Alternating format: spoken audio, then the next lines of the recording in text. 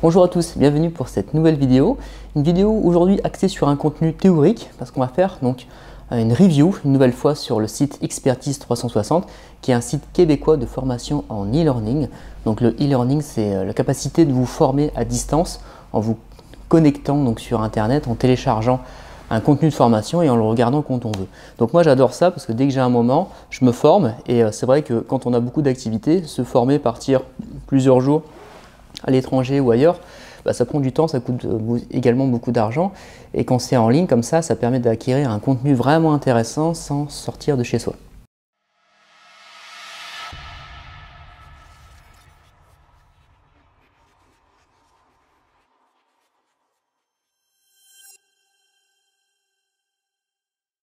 Donc aujourd'hui, je suis tombé sur un sujet vraiment qui m'a passionné et qui m'a même remis en question sur certaines approches de l'entraînement. C'est donc les neurotypes qui sont donc sortis grâce au coach québécois qu'on ne connaît pas forcément énormément en France, mais je vais faire en sorte qu'il soit plus connu. Il est connu surtout par les spécialistes, c'est Christian Thibaudeau. En France, nous on a nos célèbres Delavier et Gundil qui sont très bons dans leur domaine d'anatomorphologie des compléments alimentaires. Et c'est vrai que sur l'application terrain, je dirais que dans les pays anglo-saxons, ils sont très forts et Christian Thibaudeau en est la preuve et je vais vous expliquer un petit peu son contenu des neurotypes. Vous allez sans doute me dire, c'est quoi cette histoire de neurotypes? En fait, déjà moi dans mon passif, on apprenait à l'école les principes avec les profils morphologiques. Vous savez, les types ectomorphes, mésomorphes, endomorphes, les ectomorphes, les grands minces qui prennent pas de poids même s'ils mangent ce qu'ils veulent, les mésomorphes, profil normal, et endomorphes, les gens qui prennent du poids rien qu'en regardant un gâteau. On avait ces profils morphologiques-là qui sont contestés ou qui sont considérés comme des choses plus intéressantes à l'heure d'aujourd'hui, mais que moi je trouve que ça a encore de la valeur. Je le vois à force de coacher des dizaines et des dizaines de personnes. On voit bien qu'il y a des profils morphologiques qui ont tendance à se diriger vers des profils ecto ou endo. C'est une réalité. Mais à ça, il faut entrecouper également les problèmes d'anatomorphologie, c'est-à-dire sur chaque personne. Si c'est une personne qui a des bras longs, des clavicules courtes, des omoplates mobiles ou non, une longue colonne vertébrale, des longs fémurs, tout ça, ça va influer sur son entraînement au niveau de la sélection des exercices. Donc par exemple, si vous êtes un grand de plus d'1,90 m avec des longs fémurs, c'est sûr que le squat lourd, ce ne sera peut-être pas l'exercice où vous allez être le plus fort, ni celui où vous êtes le plus à l'aise. Ça ne veut pas dire qu'il ne faut pas en faire, mais ce n'est pas forcément l'exercice le plus adapté pour vous. Donc ça, c'est un simple exemple. Et sur le principe des neurotypes, en fait, Christian Thibaudeau a classé les profils de personnalité, mais également les profils physiques et nerveux, en fait, sur 5 catégories que je vais vous donner tout de suite. Sur ces 5 neurotypes, évidemment, moi, je vous fais un résumé court, plus pour vous donner l'eau à la bouche, d'aller voir cette formation, puis certainement d'en savoir plus comme moi. Parce qu'en fait, sur les neurotypes, donc, vous avez 5 types. Vous avez le premier, c'est le 1A, donc ce sont des personnes qui sont naturellement puissants, des personnes qui ont également un caractère fort, des gens assez dominants, des gens assez, comme il dit le formateur, vocal, c'est-à-dire, pas dire des grandes gueules, mais des gens assez imposants, et puis qui également dans leur entraînement ce sont des gens qui sont très puissants, qui sont très intenses, c'est-à-dire avec beaucoup de force, mais pas forcément beaucoup d'endurance. Donc tout ce qui va être entraînement en lourd, en force, ils vont être très à l'aise, ils vont prendre beaucoup de plaisir, et du coup ils vont vite progresser avec ce type de programme. Et si on leur donne d'autres types de programmes, ça ne va pas leur plaire, ou au contraire, ils vont vouloir le faire, mais finalement ils vont se rendre compte qu'il y a peu de résultats. Et on l'a déjà constaté, vous qui êtes coach ou même pratiquant, vous avez vu telle méthode qui a l'air géniale ou qui a donné des résultats sur tel ou tel collègue, tel ou tel copain. Et finalement, quand vous l'essayez sur vous, ça ne fonctionne pas. Ou quand vous la donnez à certains élèves, ça ne fonctionne pas chez eux, alors que ça donnait beaucoup de résultats sur d'autres. Quand on parle de méthode, je fais référence aux techniques d'intensification. D'ailleurs, on avait fait une vidéo sur ça il y a 15 jours où j'avais donné 3 exemples de techniques d'intensification. On va revenir après sur les exemples que je vais vous donner. Mais tout ça pour vous dire qu'on a tous constaté qu'il y a parfois des méthodes qui ne fonctionnent pas, tout comme des exercices qui ne nous correspondent pas, comme j'ai dit tout à l'heure. Et bien, sur ce type de neurotype, le 1A, lui, il sera axé sur des mouvements en force, et sur des séries courtes, lourdes, et il va être fort intéressé par ça. Donc ça, c'est le premier type morphologique. Le deuxième, c'est le 1B, donc qui est en rapport avec le 1A, c'est-à-dire c'est quelqu'un qui est également puissant, mais moins que le 1A, mais c'est par contre quelqu'un qui est très explosif, qui a une très bonne coordination, contrairement au 1A qui aime bien les mouvements simples, basiques, alors que le 1B, lui, a une bonne coordination. C'est quelqu'un qui est également compétiteur, mais qui a plutôt confiance en lui, mais qui n'est pas forcément extraverti en mode grande gueule, mais qui est très confiant parce qu'il maîtrise ce qu'il fait et il sait qu'il est bon dans ce qu'il fait. Donc par rapport au 1A, lui, il va aimer travailler sur des charges 80% de ses capacités maximales, 80-90, alors que sur le 1A, lui, il va préférer faire des charges lourdes, donc de 90% à plus. Donc sur ces types de morphologie 1A, 1B, on va voir après les techniques d'intensification qui vont se positionner chez eux. Et ces techniques d'intensification qu'on connaît, hein, il y en a des tonnes, en fait, on peut également les adapter par neurotype. Et c'est ça qui est intéressant dans cette formation, c'est que si on sait par exemple que la méthode dégressive, comme je vous ai parlé il y a 15 jours, ou le drop set, comme ils disent dans les pays anglophones, sur ces types de séries, on va donc enlever des poids au fur et à mesure. Donc ce sont finalement des séries en endurance. Mais dans ce cas-là, on va se dire que les séries en endurance, pour le 1A ou 1B, ça ne va pas les intéresser parce que ça ne va pas les faire progresser. Eh bien, on va le voir après que finalement, on peut réadapter ces méthodes, les reclassifier, les retravailler pour les réadapter sur ces neurotypes. Le prochain type, c'est le 2A. Donc sur le 2A, donc, ce sont des profils de personnes qui sont assez, on va dire, communicatifs. Donc c'est des gens qui aiment bien se faire remarquer, qui sont, pas dire des clowns, mais qui aiment bien amuser la galerie, qui aiment bien qu'on les apprécie, qui aiment bien copier les leaders également, parce qu'ils aiment bien être bien vus.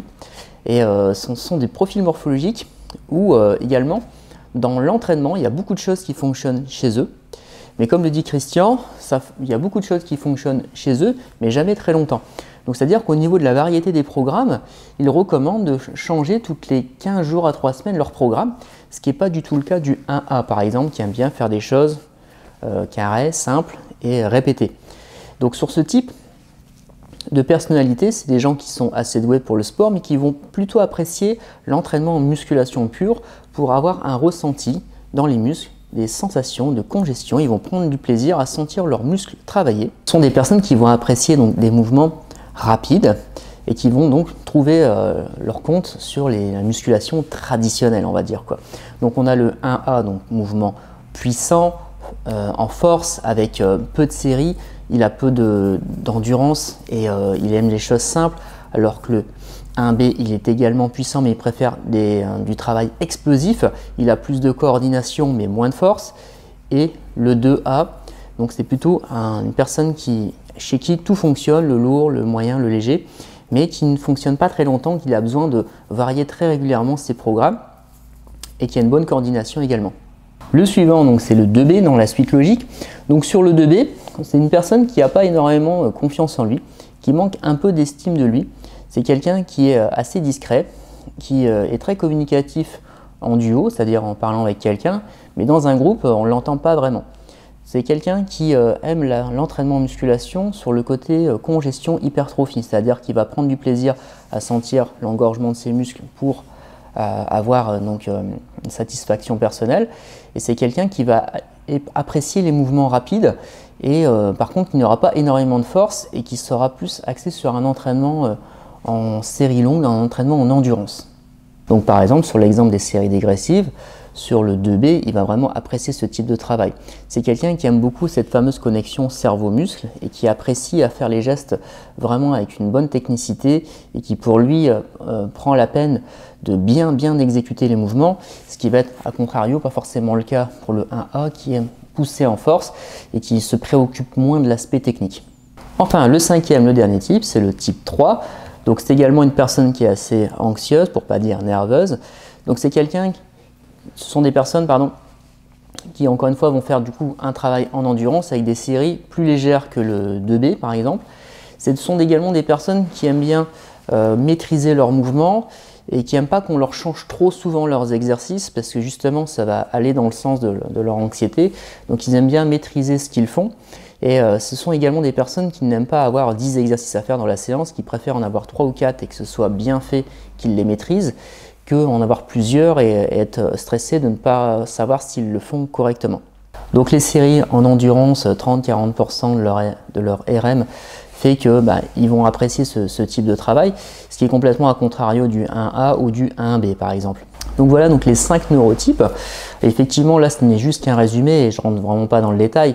Et d'ailleurs dans la formation il l'explique lui-même.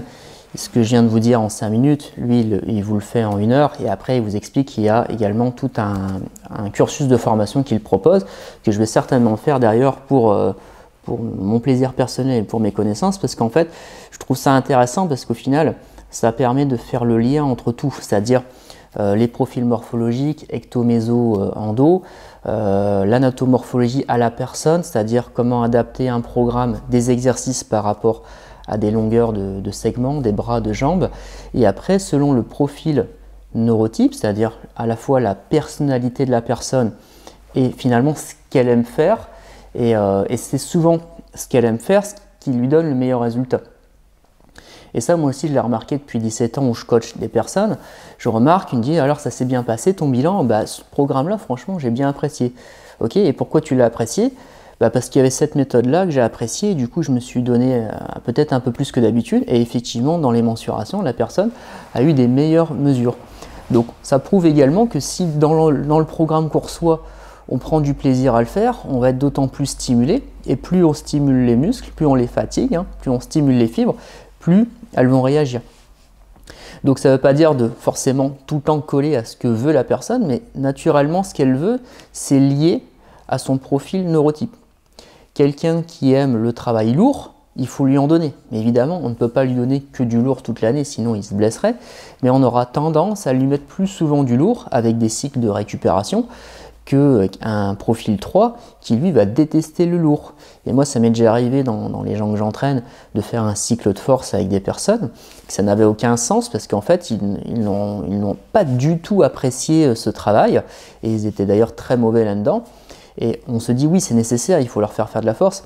Oui mais peut-être de la force à un ton en dessous de ce qu'on entend par la force, c'est-à-dire des séries entre 90 et 100%, et bien sur ces personnes-là, ça ne fonctionne pas.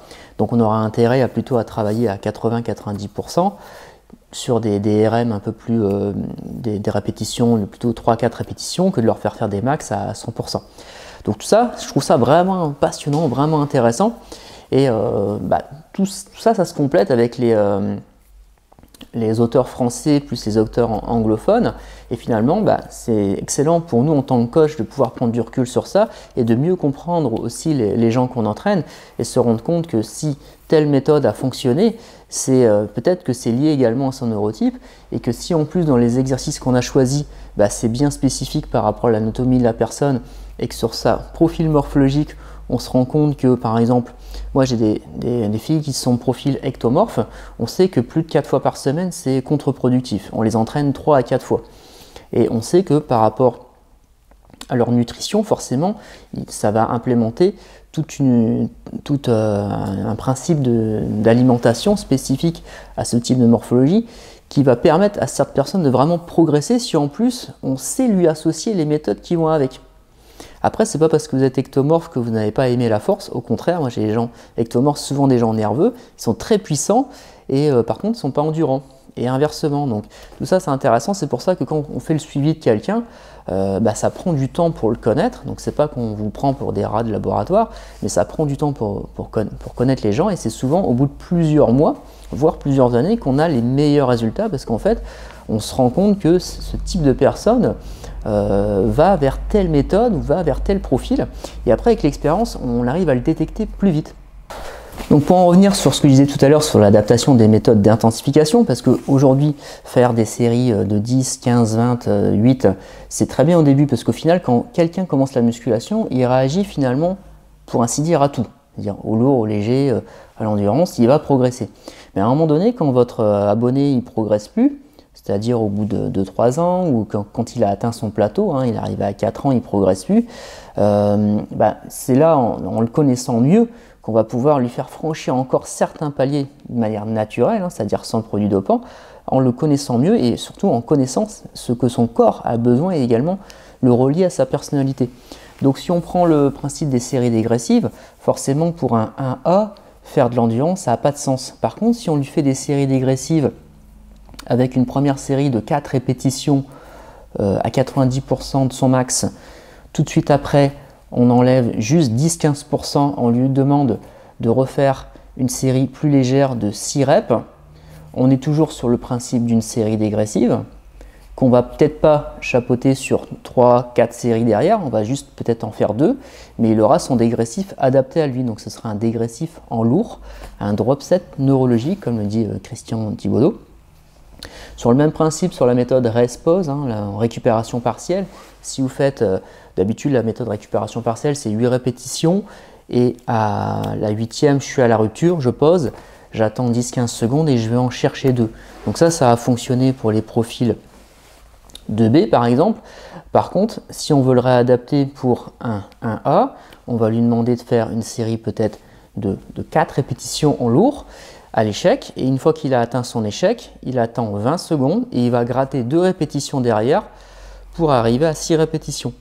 Donc ça c'est intéressant. Après on peut le recouper pour le type 3. Sur le type 3 qui ne fait pas de lourd, on peut très bien faire du travail en récupération partielle. Il va faire 12 répétitions au lieu de 6 ou 8.